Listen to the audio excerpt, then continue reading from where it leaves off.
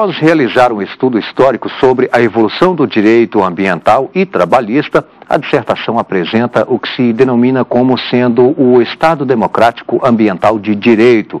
Propõe que o direito fundamental do cidadão trabalhador, a redução dos riscos referentes ao ambiente do trabalho, tem prioridade quanto aos demais interesses laborais.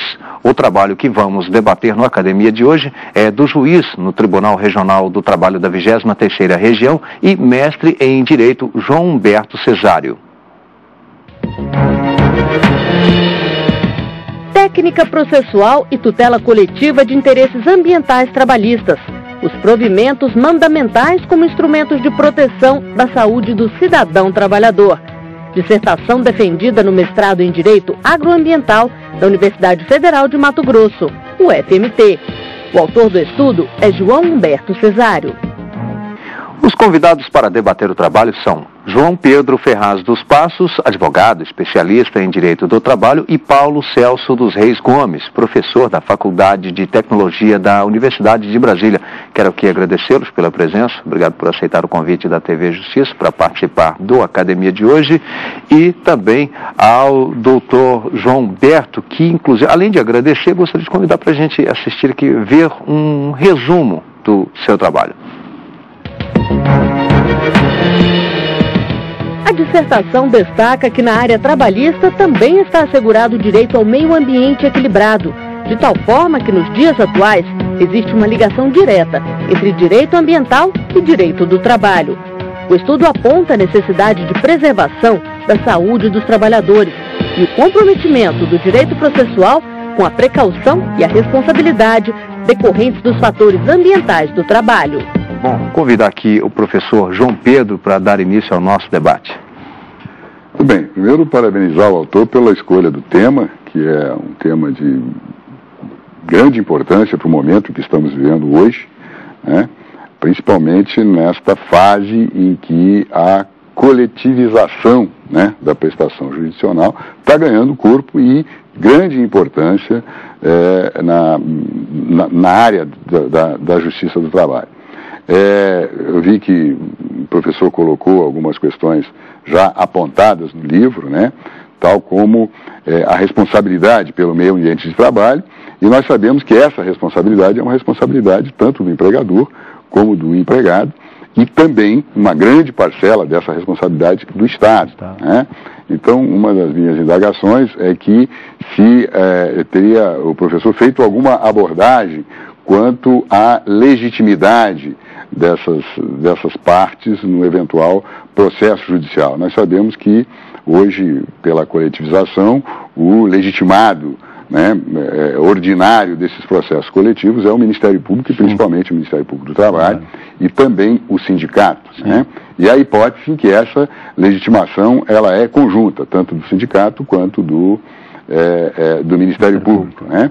E se haveria uma possibilidade, se o professor pensou na possibilidade de se responsabilizar, em alguns casos, também o Estado pela ausência de fiscalização devida quanto a essa segurança no ambiente do trabalho. Excelente pergunta, eu agradeço, professor João Pedro. E a obra toca assim, na verdade eu procurei me centrar mais na questão da prevenção, mas em algum momento também eu trato da questão da responsabilidade civil, e o faço pelo viés da responsabilidade fundada nos riscos. Basicamente, eu trato a poluição, inclusive a poluição trabalhista, como uma externalidade ambiental negativa. E eu coloco em discussão, a partir desse prisma, a quem incumbiria a responsabilização por eventuais danos causados. Indo especificamente no que o senhor propõe, eu me recordo que a Lei Nacional de Meio Ambiente, a Lei 6938 de 81, ela estabelece no seu artigo 3º quem nós devemos considerar como poluidor. Poluidor é a pessoa física ou jurídica que direta ou indiretamente causar poluição.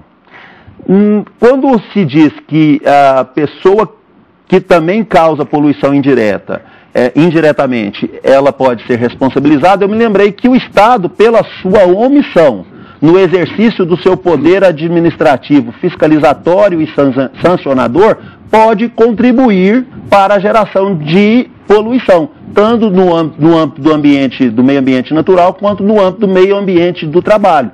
Então, me parece que, pela omissão, sim, o Estado pode estar contribuindo, por exemplo, para o aumento, no caso do meio ambiente de trabalho, de acidentes de trabalho típicos e doenças ocupacionais. Ele pode estar pecando pela sua omissão fiscalizatória e sancionadora. E, nessa perspectiva, o Estado pode sim ser responsabilizado, porque indiretamente ele está contribuindo para a geração de poluição laboral. E me parece que, nesse caso, a competência para conhecer da ação continua sendo da Justiça do Trabalho, porque nós excepcionaríamos a competência da Justiça Federal, ainda que a União fosse parte ré no processo, já que, no caso, nós estaríamos debatendo matéria ligada ao meio ambiente de trabalho. Professor Paulo Celso. Bom, também quero agradecer o convite para participar aqui desse debate. Eu achei muito interessante essa linha de trabalho, porque você mescla essa questão da política ambiental com a política de direito do trabalho. E é uma área, na área da engenharia, eu sou engenheiro, né, de formação, a gente tem trabalhado muito com essa questão, porque a legislação e toda a parte do direito ambiental avançou muito nos últimos 30 anos, né, com a questão do meio ambiente em voga no planeta inteiro, e a questão trabalhista ficou um pouco para trás. Então, hoje, na verdade, o meio ambiente externo da fábrica está muito mais protegido do que o meio ambiente interno da fábrica. Aí, uma questão que eu queria trazer é uma questão mais concreta, né, nesse lado da engenharia. Se a gente pegar o exemplo dos lixões que tem hoje no Brasil, você tem lixões espalhados em todos os municípios brasileiros. A gente tem uma solução que não foi dada para o lixo brasileiro ainda. Então, nesses lixões, você tem a presença de catadores de material reciclável, que são catadores, às vezes, organizados em cooperativas, e tem a presença simultânea de uma prestadora de serviço ou da própria autarquia de limpeza pública daquele município. E eles convivem com o mesmo tipo de risco.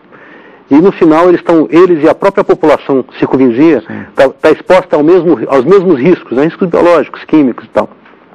Como é que você vê nessa linha de meio ambiente do trabalho e meio ambiente externo, que no lixão os dois estão bem mesclados, né? Como é que a gente poderia proteger, pensar numa forma desses trabalhadores das cooperativas, são os catadores organizados, né, terem o mesmo tipo de proteção, de prevenção que os funcionários que são da empresa ou da autarquia que está trabalhando nesse lixão? Sim, essa pergunta é muito interessante, até me lembro de uma passagem do livro do Sebastião Geraldo de Oliveira, que eu citei aqui no início do programa, em que ele fala que há uma aparência hoje, em todo o mundo, e no nosso país inclusive, de que os problemas ambientais se resolveriam magicamente na porta das empresas. Ou seja, nós nunca pensamos a questão trabalhista na perspectiva ambiental. Nós temos um modelo trabalhista que é formatado sob a égide do Estado Social. O Estado evoluiu para lá, em termos da sua concepção, passou por um Estado democrático de direito, hoje temos um Estado democrático ambiental de direito na minha concepção, e o direito do trabalho ficou estagnado. E o que você coloca aqui em discussão, inclusive, é um tema muito interessante, porque nós podemos, inclusive, nessa perspectiva de um Estado democrático ambiental de direito, discutirmos se somente os empregados típicos possuiriam tutela ou se o direito do trabalho poderia se espraiar para alcançar outros trabalhadores que não são empregados típicos tal qual nós conhecemos, como os cooperados que trabalham no sistema de captação e reciclagem de lixo.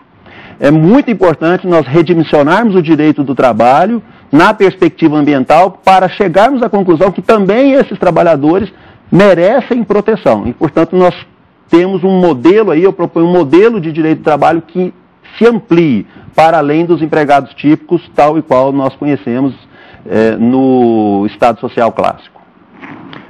Professor João. Professor, eu vejo que seu trabalho também faz uma abordagem em relação à matéria processual. Sim. Né? E nós temos muita dificuldade, nós os operadores do direito na área trabalhista, né? Temos muita dificuldade em lidar com as questões coletivas, que é a maioria dessas questões de proteção do meio ambiente do trabalho e proteção do trabalhador de um modo geral. E uma das questões difíceis, né, é exatamente o instrumento processual a ser usado para resolver as ações, principalmente as ações civis públicas, né, as ações coletivas, no âmbito do processo de trabalho, que é uma matéria nova. o processo de trabalho está voltado para resolver as questões sobre os princípios de direito processual do trabalho, que buscam sempre resolver questões individuais, né, de interesse imediato do trabalhador. E uma ação civil pública merece uma dilação probatória maior, um estudo maior.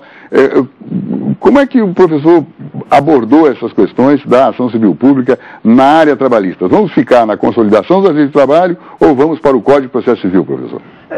Me parece, hoje, eu respondendo já mais diretamente a sua última pergunta, até pela linha de mestrado em que eu estudei, eu venho de um mestrado de Direito Agroambiental na Universidade Federal de Mato Grosso, e por influência de um dos meus professores, o professor Valério Mazzuoli, hoje eu trabalho muito na perspectiva do diálogo das fontes jurídicas. Então, dizendo bastante claramente, me parece que não vamos ficar nem apenas na CLT, nem apenas no Código de Processo Civil e nem apenas na Lei de Ação Civil Pública. Nós, na verdade, nos valeremos, na verdade, melhor dizendo, desses 3 diplomas e de outros diplomas que possam acrescentá-los. O importante hoje, creio eu, numa perspectiva pós-positivista, é nós fazermos o amplo diálogo das fontes jurídicas para procurar construir um modelo processual que seja efetivamente apto a tutelar os direitos. Né? Nós temos um vício de pensar o processo sempre numa perspectiva subjetiva, como o senhor muito bem pontuou, e numa perspectiva meramente repressiva, nós nos esquecemos da questão preventiva. Então, me parece que está no momento de nós trabalharmos o processo numa perspectiva transindividualizada, numa perspectiva preventiva e precaucional que seja efetivamente apta a reduzir os riscos inerentes ao trabalho, em consonância com os postulados básicos sem se preocupar daquilo muito que com eu chamo... instrumentos específicos. Exatamente, me parece que os instrumentos podem dialogar para contribuírem para a efetivação dos direitos. Excelente. Bem, quero aqui agradecer ao professor João Humberto Cesário, que hoje nos trouxe o seu trabalho para ser debatido na academia, também aos nossos convidados de hoje, ao professor Paulo Celso e também ao professor João Pedro. Muito obrigado por aceitar o convite da TV Justiça para participar do Academia.